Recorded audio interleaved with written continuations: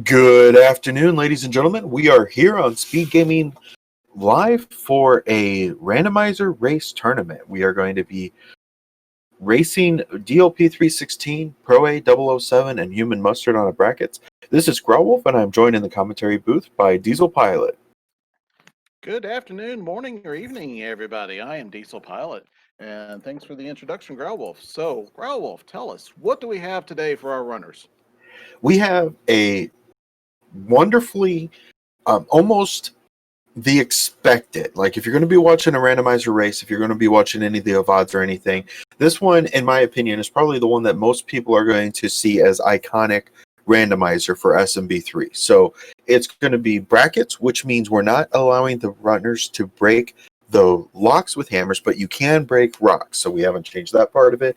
We've made it so pipes are not vanilla. You'll be able to go in one, pop out somewhere else in the map. Really, just a lot of things are going to be randomized, but really not a lot of the tricks that we'd see in some of the other ones. Sounds great. So, chat, since we do know that the overworld levels, the worlds that we see at the beginning, are going to be randomized, go ahead and put your picks, your guesses in chat as to what you think might be seeing first. I'm going to say World 3. I'm going to say we're going to start on a water world. And you know what? I'm going to go one step further. I'm going to say we might even have an insta-pipe, a pipe that drops us right off at the palace. Interesting for sure. I think I'm going to be a little bit counter and say I'm going to go with World 5. I think World 5 would be an interesting one to get started with. And I'm thinking no insta-pipe. I think they'll have to play a fort on the left side and then get through to get it to the other side and keep going. Or build the bridge. So along Trudgy World 5 then. I think so. I think that'd be a really good challenge for these runners. That would be more content for us, and obviously we love that. So, yeah, I'm going to pull for a World 5 Trudge. Absolutely. Well, we'll find out in a minute what we actually have going on. Indeed. Our runners are going to be getting geared up here. They have to match the hashes, which they have done, and we are going to be getting started here soon. Hashtag soon. Hashtag soon. And the relative soon.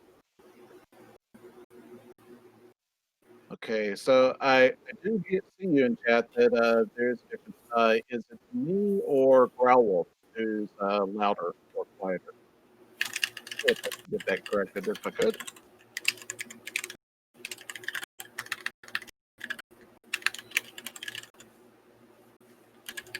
Okay, I'll see what I can do. Thanks. Sorry about that.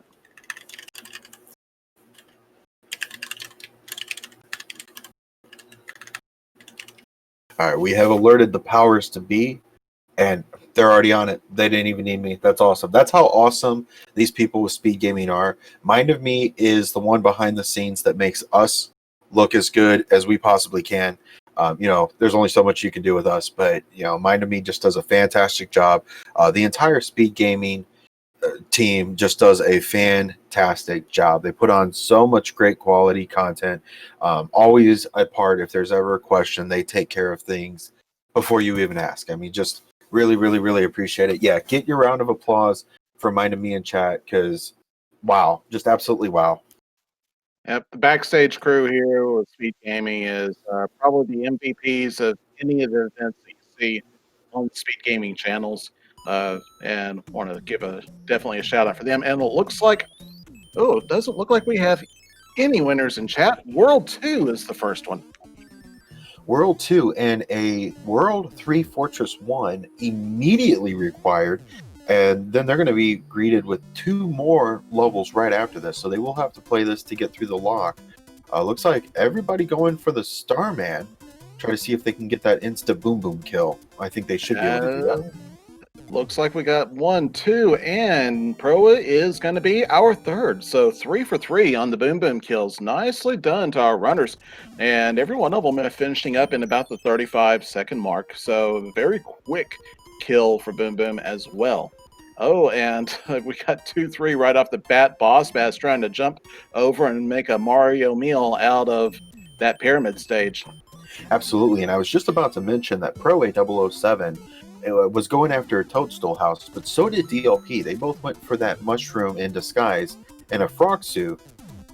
which I think is very important. I think the strategy there is actually very well done because you don't lose a lot of time doing that, but you do get an item that's very valuable.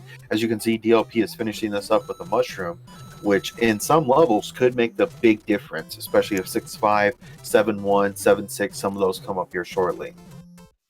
And we do have another World 2 level, World 2-4, that is the next one. This is the one that has a bonus area above it. You can see there's those sandbar-looking blocks that form the sky of this level, and if you can fly, then you can enter that area. It is a little bit slower, but it is quite a bit safer than going through this gauntlet of Hammer Brothers and other critters that populate the lower level. And also, if you've got a tail, obviously you would need that to get up there, but you can fly along the bottom of a route and get a bunch of coins, which is usually very helpful for me when I was a kid trying to play through this and needing the lives at this point. All those extra lives from the flood of coins that those critters would provide. Now we have Human Mustard in World 4-5, which is our only bullet bill or homing bullet bill level. They added that feature for the bullet bills that will home in on Mario and try to keep you in their sights, but if you're fast enough like these guys, they hardly ever get an opportunity to turn around. Yeah, faster than a speeding bullet. That is Mario, and that is our runners here today. He will, of course, as you just said, get through these levels without even so much as a hiccup at this point. And we do have one of our beta stages, it looks like. We have our 3.9 beta. It shows up. The beta stages are levels that were partly, or in a couple of cases, completely included in the original ROMs for the Super Mario Bros. 3 game, but they never had any places where you could access the levels. And our developer, Fred Coughlin, along with the help of some of the other members of the community, was able to get these included, make them fully playable stages, and our runners are making, owning them like a boss, just putting on a clinic here of fire flowers in the underwater stages, taking out spiny cheeps, bloopers, and those piranhas that try to make a bad day for Mario. And speaking of beta levels, tell us what we got, Growlwolf. Oh, everybody's absolute favorite, except for 3 people right now, and that is Atlantis. This is one of 2 of the auto-scrollers that have been left in the game, because when you're watching a randomizer, when you're watching a speed race, you just want to see people go fast. And that's kind of our motto, our mantra, gotta go fast. Well, Atlantis is one of those where you don't get to go fast. You have to wait and take on the onslaught and the never-ending barrage of these monsters that some are randomized. This is one that we actually see the gold cheap on, so that one's always consistent and always going to be there. However, everything else is randomized, and those buggers will like to get you. So, sometimes in the randomizer race, Growlwolf, I see runners, they'll see this level or maybe the other one, 5-9, and they will instantly go ahead and say, nope, I'm not playing this one. They'll spend a 1-up in order to not have to play it, go somewhere else. So why are these runners playing this one in this case? Well, in this case, it's a route required. So the only reason that a runner would play something like this is because they have to. Now, this level, as you can tell, takes so long to get through, but because there's no items to go around it, because there's no way to use a hammer to take the bottom route, these runners have to go through the grueling process. So buckle up, Buttercup.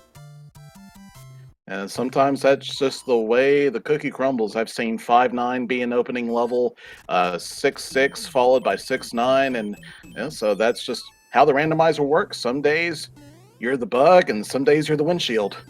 Indeed. It is very unforgiving. The randomizer knows it will give and it will take away.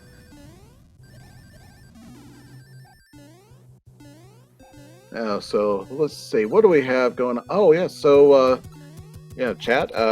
Thanks for putting in some of the information about the runners. Of course, chat, if you're liking what you see, folks that are watching, if you enjoy this, please go ahead and give our runners a follow. Click on their links and hit the follow button, the little heart icon.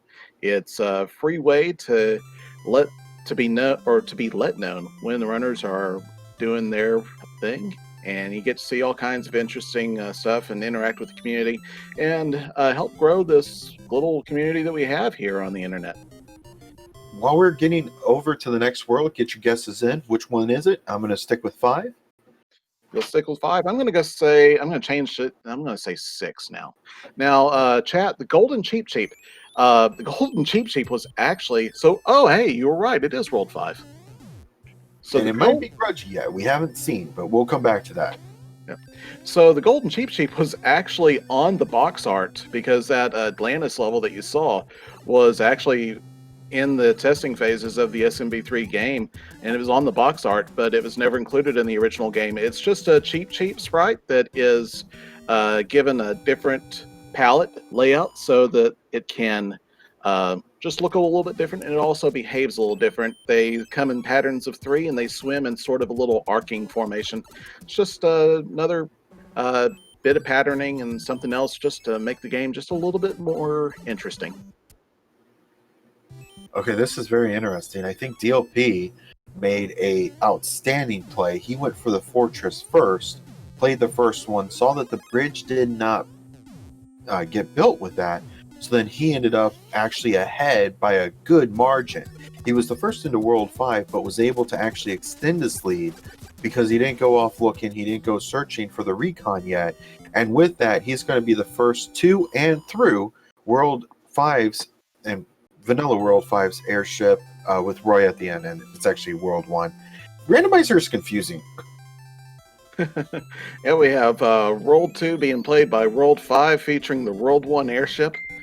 Of course, the way the randomizer works, the Koopa Kid that is featured at the end of the airship matches the overworld level that we just played. But get your guesses in. We got more 6, 5, 3, 4, 7. So I'm going to say, oh, it is World 7. I was going to stick with 6 like I did before, but too late. So Easerfin, you know who I'm talking about. Oh, Finn Freeze spelled backwards. There you are. Hey, yeah, so pat yourself on the back. That's an excellent guess. Yeah, that's almost unfair given a name like that. Easerfnif.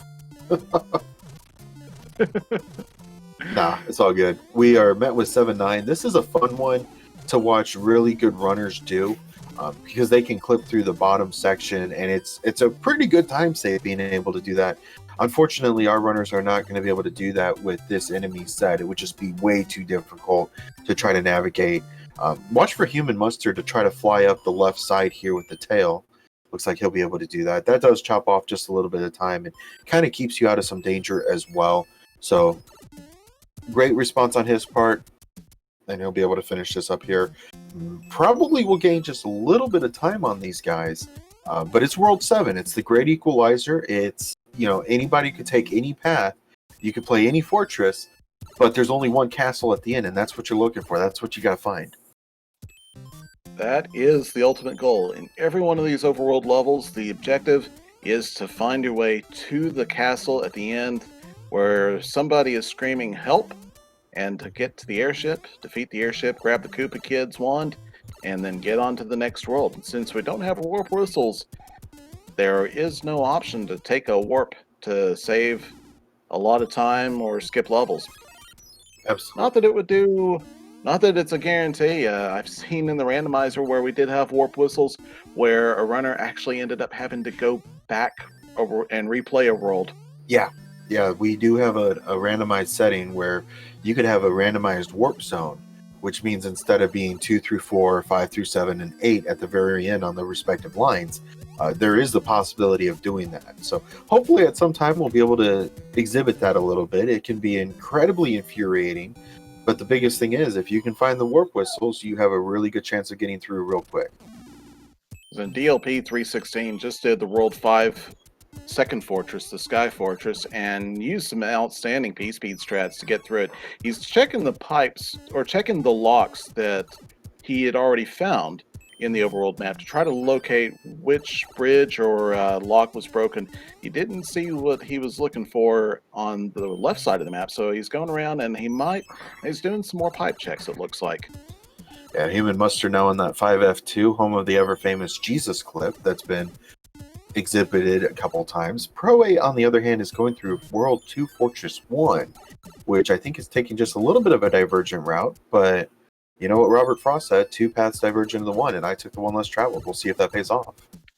It just might. We have DLPs coming back to take a look at some more. Okay, yeah, he ends up going into level 2-1, and I think that will take him also to the World 2 Fortress. I think that's what ended up happening there on Proa's side.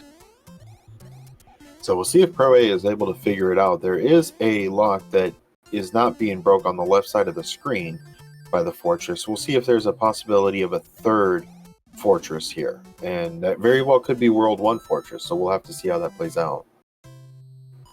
And we do see that on the island with the Nipper plant on the north, there is that one fortress off to the left of it. So that could be where that could be what the final solution is to this level. I think Pro A's onto something here good, though. The lock that was on the left-hand side, he noticed that that's broke. And it looks like they've done a lot of pipe checks so far, so I think he's got the right path. We very well could have a 5-pipe world or island 3 where only one of them is not dead and actually leads to the rest of the world. We saw the one that goes to the Toadstool House. I don't know that we've seen the Pit House yet, but there is a good possibility that 4 pipes could all be linked to each other on the World 3 or the third island. So here we got Proa is now taking the World 5-7 beta stage and gets right on through it. Only takes 1 hit and makes his way to the exit pipe. And we'll see now where this pipe goes, since it was that southwest island that was blocked up and holding people. Yeah, I always like to look at World 7 as like the continent on the map. So if you pretend that that's South America, hopefully this takes him over to Asia.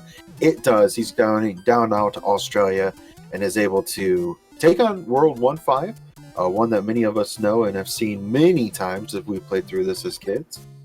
And we also know that World 1-5, you don't trust World 1-5 as a kid.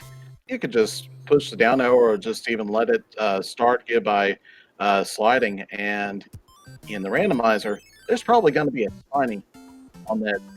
So you're going to have a bad time. You are absolutely correct there. I've had my fair share of guys that like to come up and not play by the rules. Usually, like you said, you're supposed to be able to press down and slide all the way through, right? Well, unfortunately, that's not the case because sometimes there's things there that don't like to budge.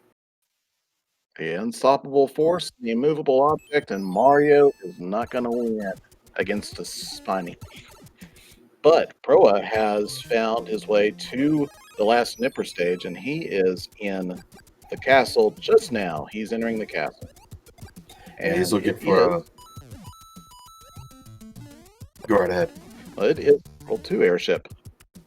Indeed. And he's going to be looking for Ludwig von Koopa at the end of this. Greatest name, greatest hair, and here he comes. Here he comes, yes. Only a 1-hit Ludwig Koopa. He was bashful. We didn't even see it. Didn't even see if he had Earthquake. Took him out so fast. Get your guesses in chat for the next one. I'm going to have to go with World 4. Go back to my original guess. Willow, welcome. If you love randomizer races, we do have another one coming up tomorrow night at 9 p.m. Eastern on Speed Gaming as well. The channel sometimes changes, but it'll be on 1 through 6 on one of them for sure. As far as the worlds that are remaining, we have 3, 1, and 6 remaining, and it is World 1. So the verdant prairie of grassland sitting outside, and at the beginning it looks like North Dakota in winter. Indeed.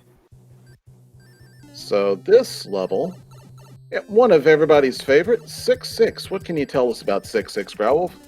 Ew.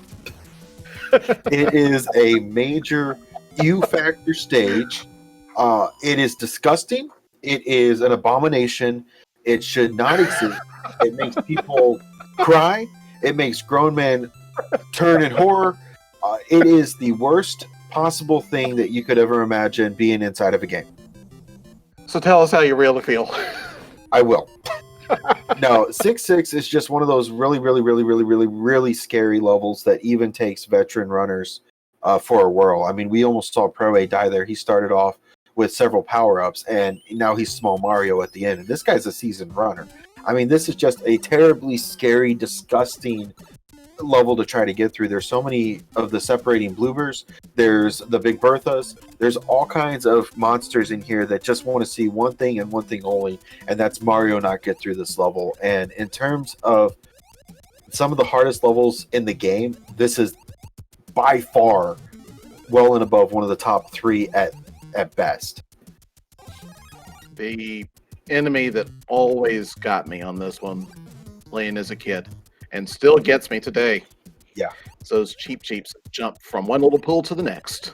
Yeah. I always find myself just somehow in one of those little pools, and the next thing you know, I'm getting cheap. Yeah, pretty much. So we do find the World 1 Fortress on Proa's side. The World 1 Fortress, which this time appearing in World 1. In the vanilla game, it does break a lock. In fact, it breaks a lock that's in that exact position where Proa's lock was. But you also might remember that it contains a warp whistle in a hidden room above the first room that you enter. And since that warp whistle, well, it's not a warp whistle, it's a randomized item in the randomizer. But, fun fact, that World 1 Fortress is also set up so that it is not going to be required. And yes, go ahead and tell us what happened in DLP 316 screen. DLP took a death!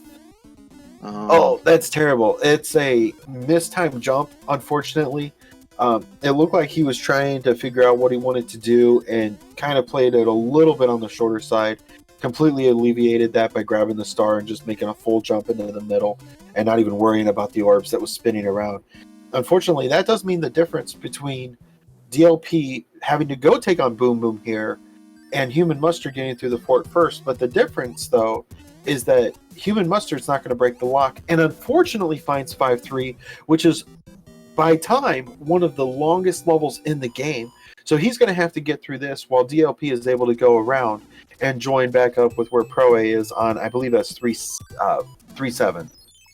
I think DLP might have been wanting to look at take the power up and get the item. He's definitely going to be better off for having to take taking the Boom Boom fight, even though it did cost him a 1-up there. And as you can see, Human Mustard is just now finishing up 5-3. It is one of the longest stages. It's 2 standard overworld stages stacked on top of each other, and there's no way around it. You got to go play both halves of it. So that lets Proa be already in the airship and bouncing his way through the World 7 airship, while Human Mustard is clearing 6-9, and DLP is clearing it.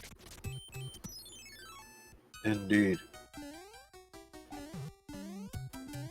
Yeah, definitely interesting to see a little bit of divergence in this regard, where you're right. I think DLP was looking at going after that fortress, and I think it actually plays better in his favor that he took the death and then went back and had to do the Boom Boom. Obviously, he would have had to have done it anyway, as that second item was a star, so he would have had to have played it again. But unfortunately, more than anything, it's World 1 Fortress. We played it countless times, but it's that mental block at that point of, hey, I took a death. If I wasn't behind before, I am now.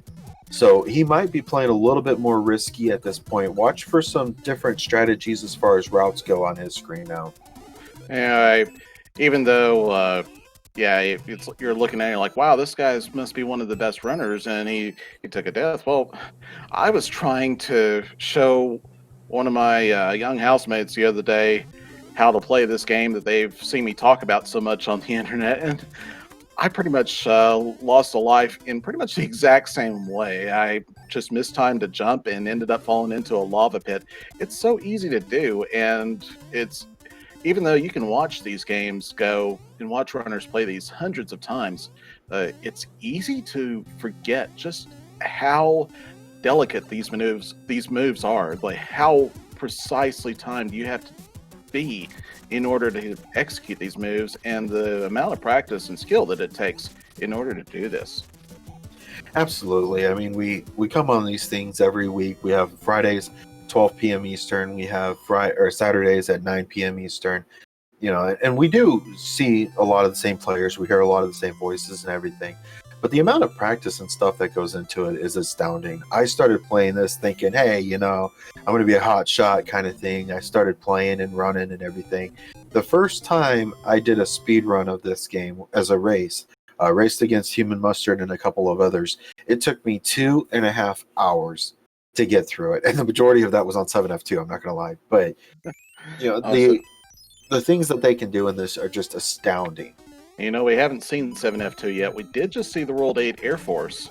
We haven't seen 7F2, but we do have 2 fortresses staring us in the face on the very first screen of World 6, right around that island where the World 6 F1 is. Now, Pro is going to take a look at the map. He sees a World 10. He has a hammer. He's going to take the hammer, bust that brick, and got to go take a pipe. And that pipe is going to allow him to skip a significant portion of World 6, and as you can see, he skipped 2 of the locks by doing that.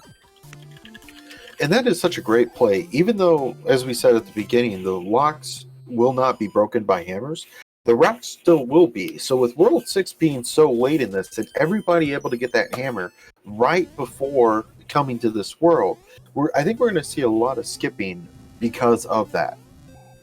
What that will mean, though, is that there are several fortresses that our runners, they just get in their mind. They have things that that you have to do with, or you have to deal with because of them, like 7F2, which is you see DLP 316. I think he missed an input on the Air Force and fell into the abyss. But what this means is that 7F2, the Piranha Fort, 7F1, which requires a source of flight. We don't know if these fortresses have been skipped, which means that in the runners' minds, they're still out there, and they may make decisions based on knowing that those could be what they're about to face. Indeed, and that is definitely something that weighs in on these guys as well. You make one mistake, and your routing has to be perfect. Your runs have to be perfect. And you can make a really, really good decision, but unfortunately, instead of being like, hey, I'm ahead, you have to have the mindset of, I hope I got close enough to the next guy. Yeah. Because whether or not they made that decision is, here or there. I was able to take on Teeks in a run a couple months back in a tournament that we were doing, and I had to go into the mindset of make whatever risky play I can, because that's the only chance I have here. And at the end, you just have to hope that you made the right one. And we see DLP 316. As Pro enters World 4, he's going to take a pipe check. DLP 316 scrolled the map back and forth a little bit, and all 3 of our runners on stream, Human Mustard, DLP, and Proa, did make the same decision regarding using that hammer to break the rock and skip a significant portion of World 7. And as we see, Proa is now in, he's advanced on, or I'm sorry, he skipped a portion of World 6. Proa is now in World 4 because of being able to make that decision and is taking an advantage. Human Mustard making his way through the airship, and he's facing off against our favorite little. We talked about it, and there it is. World 7F2 has come out to play. Nicely done, game. You knew.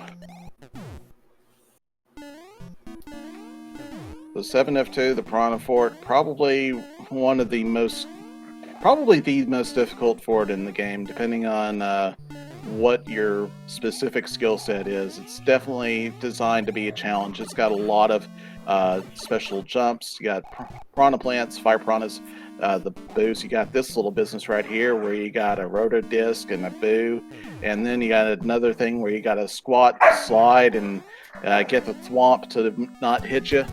It's a beast. This one is a fort that you have to hurry up and be patient on. You have to watch for the piranhas, but also not take any deaths or anything there.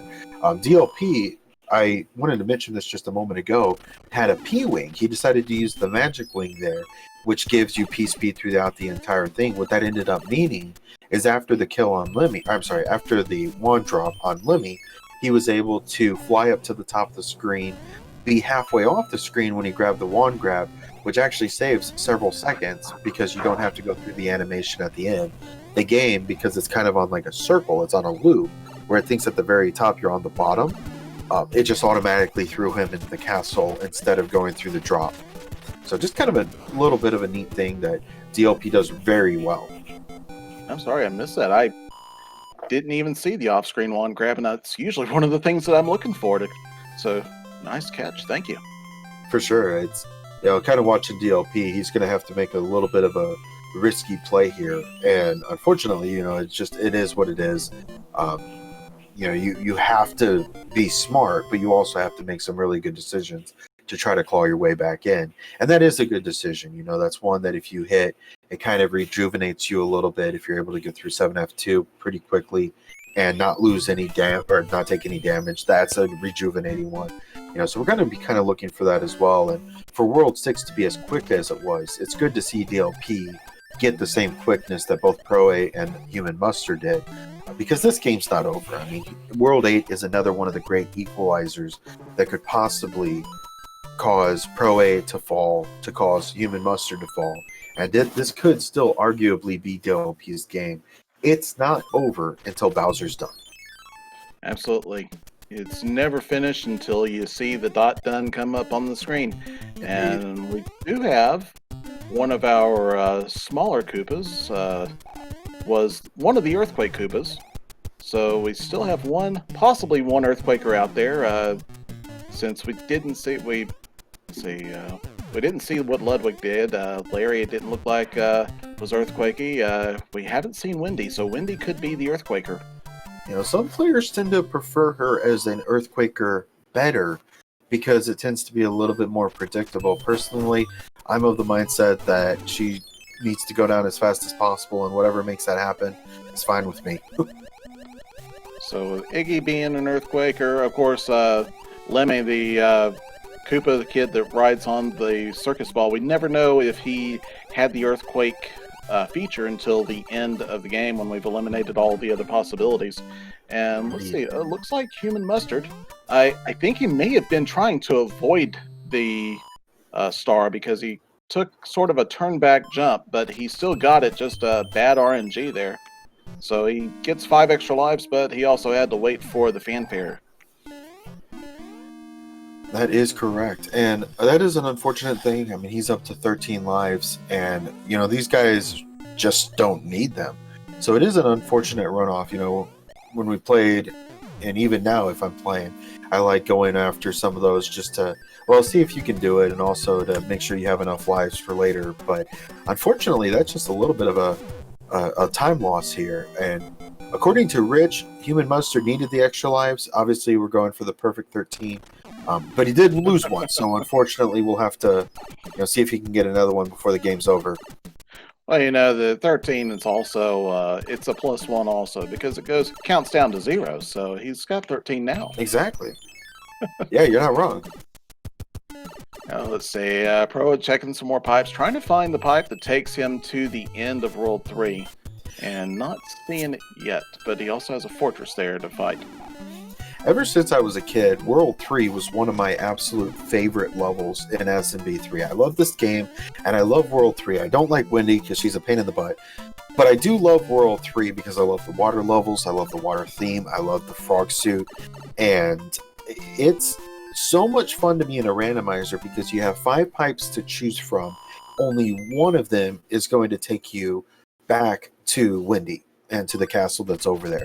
So, I think it's just a wonderful little game that you get to play of which one, what's going to take me to where I need to be. And, maybe we'll get a little bit of divergence, maybe not, depending on how linear World 3 is.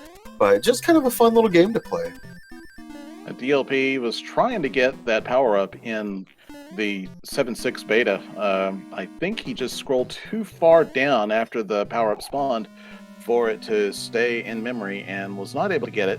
But 7.6 beta that he just played is it's a very easy level. It's just a vertical swimming level. It is one of those beta stages that we described. It takes a frog suit to get an extra hit point going into a fortress, and he finds the 5 F1 fortress, which begins with a delicate jump over lava. He's able to get it by it and picks up a super leaf, so he's going to have raccoon flight going in up until that thwomp. That's kind of a hard one to use the P speed on, so I think that's a very good decision on his part. Go ahead and get rid of it, just get through the rest of the level, and move on to the World 5 airship, which we see Pro A on currently. So we have, let's see, we have our World 5 airship. We'll feature Windy Koopa, and let's see how she does. Looks like she's not earthquakey, and she's got 2 hits, 3 hits. So she's going to go down, all 5 hits on Windy today. But Proa, showing you how it's done. Doesn't even let her get her wand out to throw those rings. Just keeps on doing the stomps just as she's coming back up and before she's even able to throw those rings out. So nicely done. DOP currently working on 4-2. He just found out that it was required for him to go through at least a couple levels here. We saw in his inventory, just for a moment, he is down to 2 stars and a Hammer Brothers suit. So prepare for the Hammer Brothers suit and one of those stars to come out on World 8's last castle with Bowser in it, as that's a pretty common practice for the majority of these guys. Let's see. And go ahead. I was just going to say, as Rowan Master has just mentioned in chat, we do have the Bridges game coming up. So there could be the possibility of 0 to 3 bridges that pop up before Bowser. So I'm going to go with 1. I'm going to be a little contrarian and say I think there's going to be 1 bridge today. I think today I'm going to go with 0. I'm going to say we're going to have all locks all throughout World 8. Excellent. We will see here soon. It's been a pretty jet seed so far. We had a very quick World 6 and a mind-blowingly fast World 5. So could be a possibility. As you see, Proa entered the spotlight room or the dark room and saw 2 of the locks. He also saw 2 glyphs of the tanks, but with those 2 glyphs, we know that only one of them is going to be a fortress, but we don't know which one. And there's, it looks like 3 locks, so we may be down to 1 or 0 bridges already. It's going to be interesting. Doing a lot of recon work right now, just trying to figure out what's what and where. If this comes down to a lottery pick to figure it out, that could take our runners a little bit of time. There's also the possibility that they have to beat some of these some of the tanks just to figure out where the linear path is to get a lock, break it, go bait the next fort, and then carry on and find the tube to Bowser. So Proa entered one of the 2 tanks, the one on the right. He found that it was rolled 6-5, so he didn't want that because it's not going to help him advance in the level just yet. And he finds 7-1. Oh, wow. So we have 7-1 as a hand stage, and they're definitely, well, I mean, they might try the... Oh, he gets handed again. Since he's small, or he entered it first time as small, he's not going to be able to do the clip. So I think our other 2 runners, if they encounter it, they will probably give a few shots at the clip, but then might just go and spend a 1-up after that. Indeed. 7-1 is kind of a tricky one. Do you prepare for it? Do you not prepare for it? Like, how do you gauge what do you want to do? Like, do you want to take a couple of the 100 coin fines? Do you want to jeopardize that? These guys have a lot of lives to spend, so maybe try a couple times.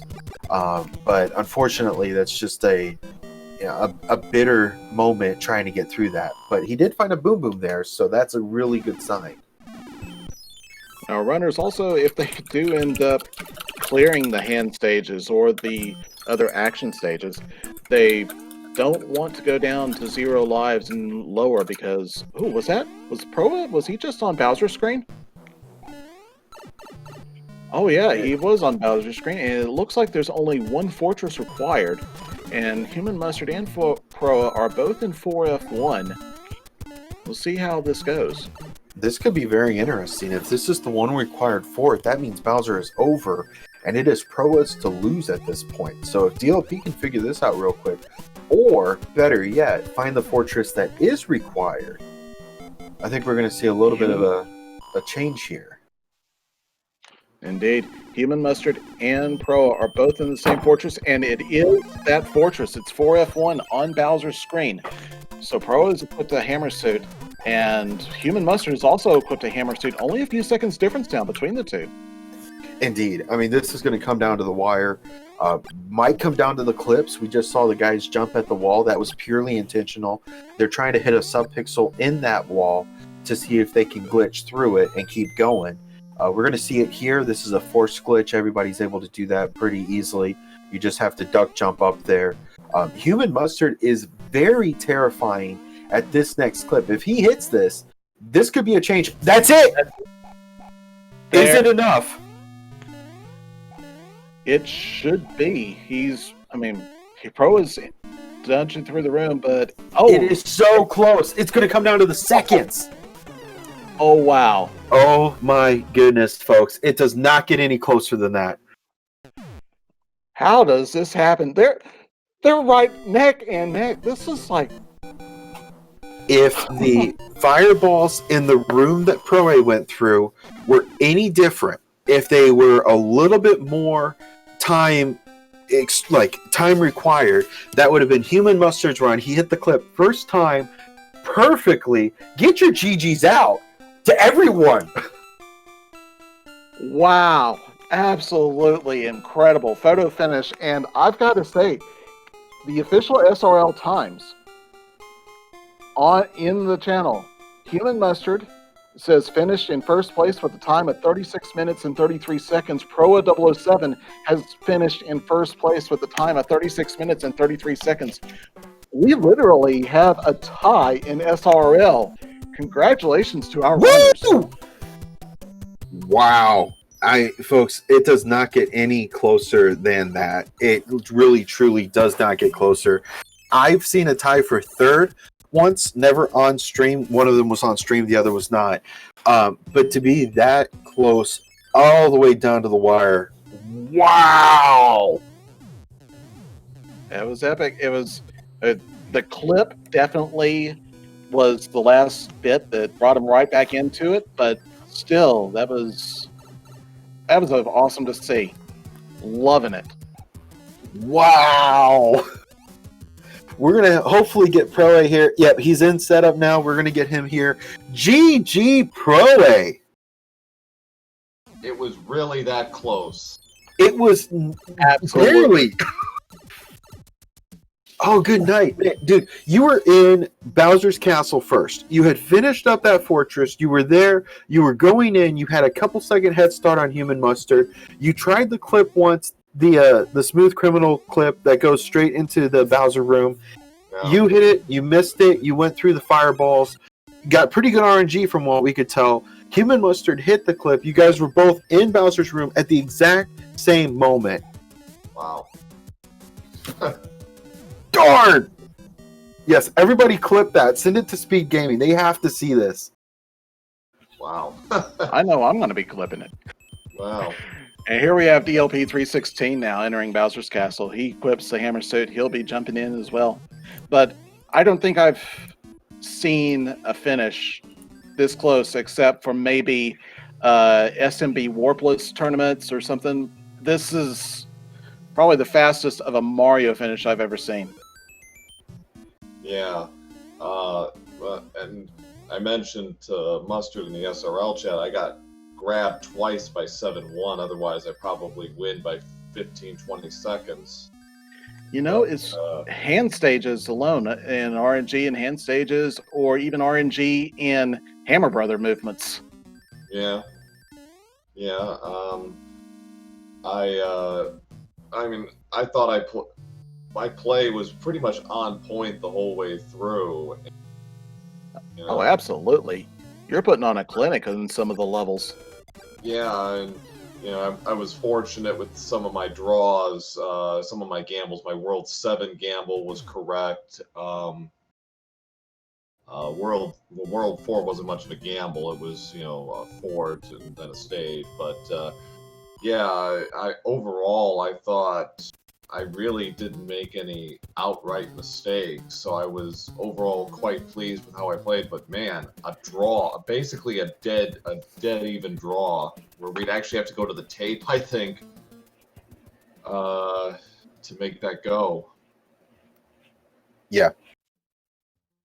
I wouldn't have relied on, the timers. I mean, you got the timers and everything else that it could have just a little bit of a difference. If this was a tourney, we would have to go back and count frames or something. Yeah, we've had, I think, a total of 2 ties, I think, in all the tournaments we've done. but those were all in group play settings, so we always just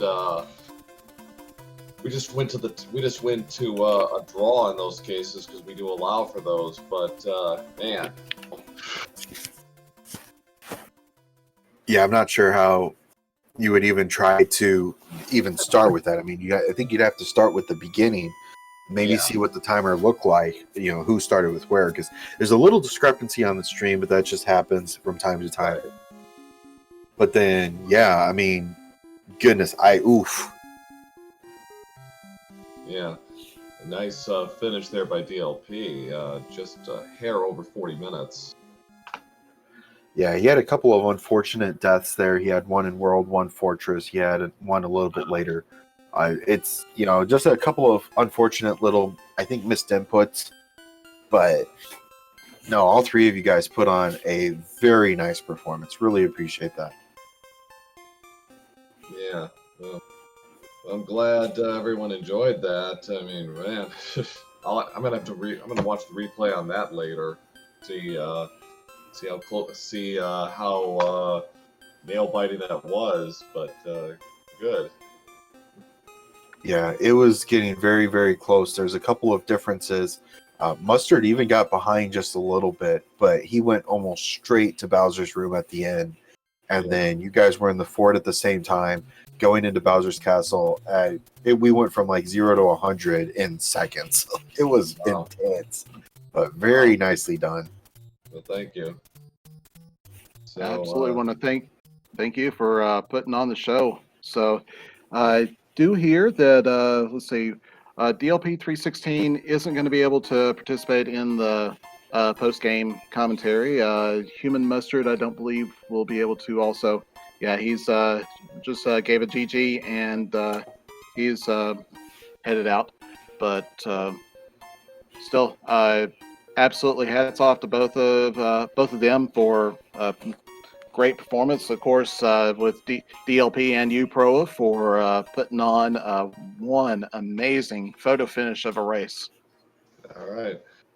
Thanks very much, guys. Thanks for the comps, and thanks all, and see you.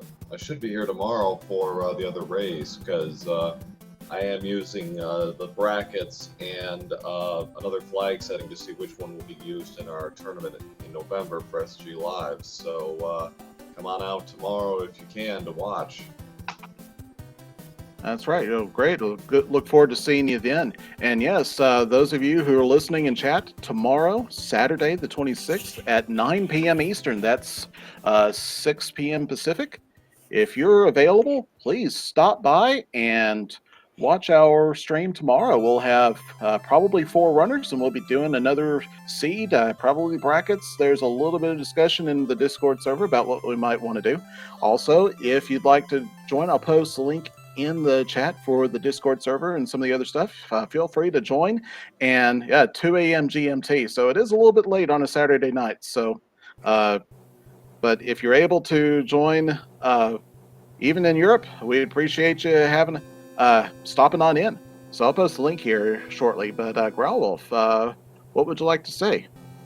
Really appreciate everybody coming out today, being a part. You guys make this happen. You guys make this all a possibility. I really appreciate Justy Lockhart for clipping that and posting it in the channel. It's outstanding. I'm going to have to watch that again and again and again because that's just so incredible. Absolutely so incredible.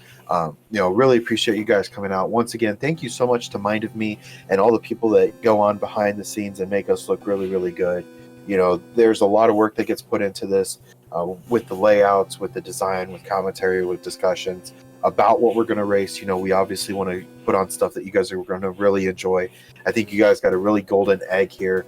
Who would have expected it to come down to literally the milliseconds between when Bowser fell for Human Mustard and Pro A007. I mean, just an outstanding time, outstanding opportunity.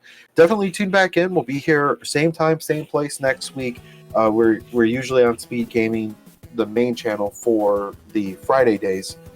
So 12 p.m. right now, you're here, obviously. And then next is, again, tomorrow night, 9 p.m. Eastern, 6 p.m. Pacific. Definitely tune in for that. The channel is to be announced, but do what I do, just go and literally go follow all of the speed gaming channels. It's worth it. They put on a ton of good stuff. There's games I haven't played that I love tuning in and seeing just because I know it's speed gaming. It's going to be done well. It's going to be done right. And then you'll always know, it'll pop up, say, hey, SMB3 has gone live. And boom, log in, find us, watch us, laugh with us, cry with us. You know how it goes. But I think from all of us here, we really appreciate you all tuning in. So thank you so much. Absolutely. For those of you, I just posted the speedgaming.org website, the schedule. At any time, you can go check it out and see what events are coming up. We do have events going on today and tomorrow for your enjoyment.